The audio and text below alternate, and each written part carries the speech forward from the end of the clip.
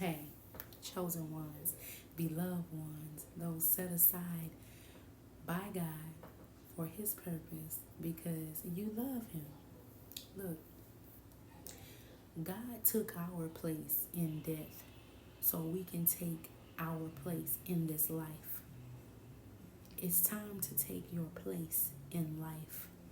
It's time to stop living below the means of what God called you to do.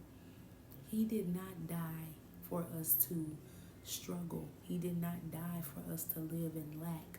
He died for us to live abundantly. No anxiety, no depression, no drama, no distress, and no confusion. Abundance. God took our place in death so we can take our place in this life. Isaiah 60 and 1 says, "Arise, shine, for thy light is come, and the glory of the Lord has risen upon thee."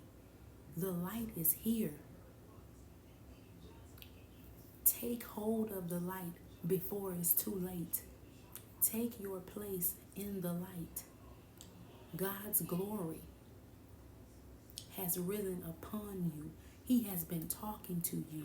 He has been nudging you to do something. He did not create us to sit on our hands, to sit on our gifts. You see that thing that lights a fire under you? You see that things that sets your soul on fire? That's the thing that you need to be doing. That's what you need to be pursuing. And in that, God has something for you. It might not be exactly how you want it to be. 9 times out of 10, it's not going to be exactly how you want it to be. But it is going to be something that fulfills you because we will never get any fulfillment out of this earth. Never. God placed something in each and every one of us. And you know what that is? Worship. And that worship was supposed to go to Him. He put that deep inside of every one of us. That's why we going this way and we going that way. And we going making all these wrong turns. We trying to figure out what we supposed to be doing. We worshiping money. We worshiping clothes. We worshiping hairstyles. We worshiping people. We worshiping everything but God. We gonna worship something because He put it there. He put it there for us to worship Him. But instead we're being rebellious and we're living in sin and we're worshiping other things. And that's one reason why we will go to hell. He put worship in us, but it's only to worship Him. He's a jealous God. He doesn't like when we make other things our gods, idols, whatever it may be. And it could be anything down to the cell phone that we hold in our hands. It could be anything, okay? It could be anything. Arise, shine, for your light is come. The glory of the Lord has risen upon you before it's too late. Time is running out. It's ticking and it's talking. You don't know when you're going to leave this earth.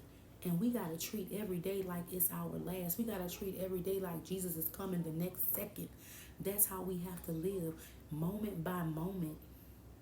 The best way for me to live moment by moment, what helps me in my flesh, is to pray in the Spirit, is to speak in tongues. I'm going to find the scripture where it is. Speaking in tongues, speaking in unknown tongues edifies you. It edifies you, and that is in 1 Corinthians 14 and 4. It improves you, it uplifts you, it encourages you to walk in the Spirit. It's not easy to walk in the Spirit. We walk out of God's presence daily. Adam and Eve walked out of God's presence. We walk out of His presence. So to stay in His presence and to stay in the Spirit, what makes it a lot easier is to pray in the Spirit and to pray in tongues. It immediately does something to your spirit. Immediately. In the long run, it just builds your spirit up and it helps you walk in the Spirit and not fulfilling the lust of the flesh.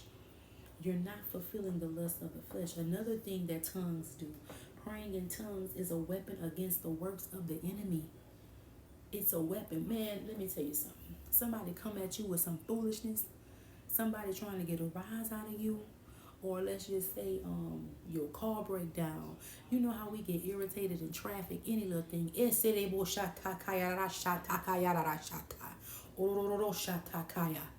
Throw it at them. I'm telling you, it helps me. It helps me right there in that moment, because I'm literally living moment by moment in the spirit. That's the only way I can do it. I don't know. And I'm not perfect, but that I have came a long way. Okay? So, yeah. Arise, shine, for thy light has come. Take your place. What has God been telling you to do?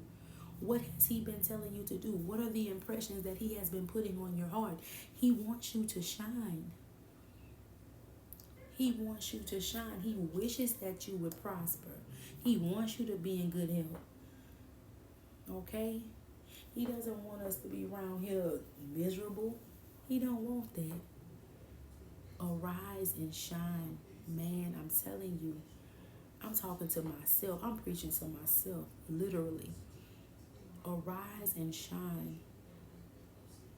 If it's fear, let it go. Because if you have any kind of fear in you about anything, you're being disobedient to God. You're being disobedient to God if you have fear in you. Because he says it a lot of times in the Bible. Do not fear. Do not be afraid. Be strong and courageous. Do not be dismayed. Haven't I told you that I'm with you wherever you go? We are walking in complete disobedience when we are walking in fear. Arise and shine with confidence and boldness.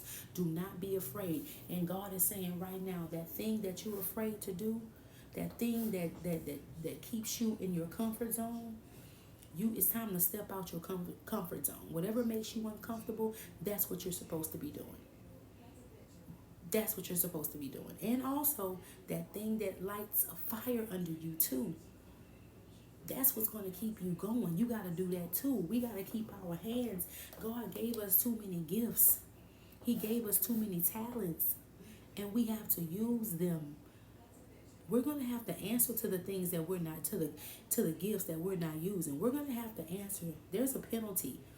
There's a penalty. God is going, well, what you did with these gifts I gave you? What did you do? Huh? Just like when he gave the parable, he gave, what did he give them? A bag of money, and one of them buried the money, the other one invested the money, and Jesus came back. He was like, well, what did you do, with the money? I got to look up that story, but I do remember it, but not really. But what did you do? What did you do with what I gave you?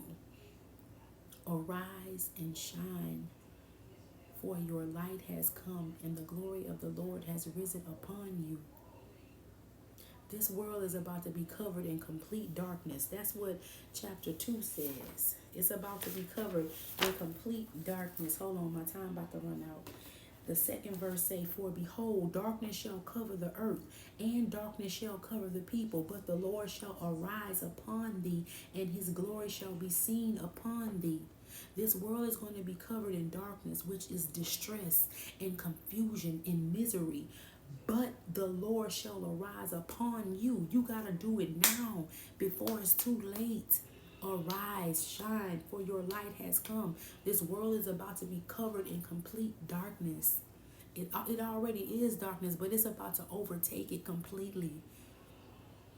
And God wants his children to walk in the light with him. I can't say it enough. Arise, shine. Your light is here. It has come. It's here. Walk in your destiny, in your purpose, in your calling that God has. You know what he's been telling you. You know what he's been telling you to do. It's time to do it.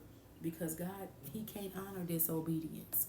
He can't honor you not doing what he asking you to do. Just because you don't want to do it. Just because you scared. Just because you got fear in you. No. Let it go. Do it scared. Do it terrified. Do it afraid. Just do it. It don't even matter. I love y'all.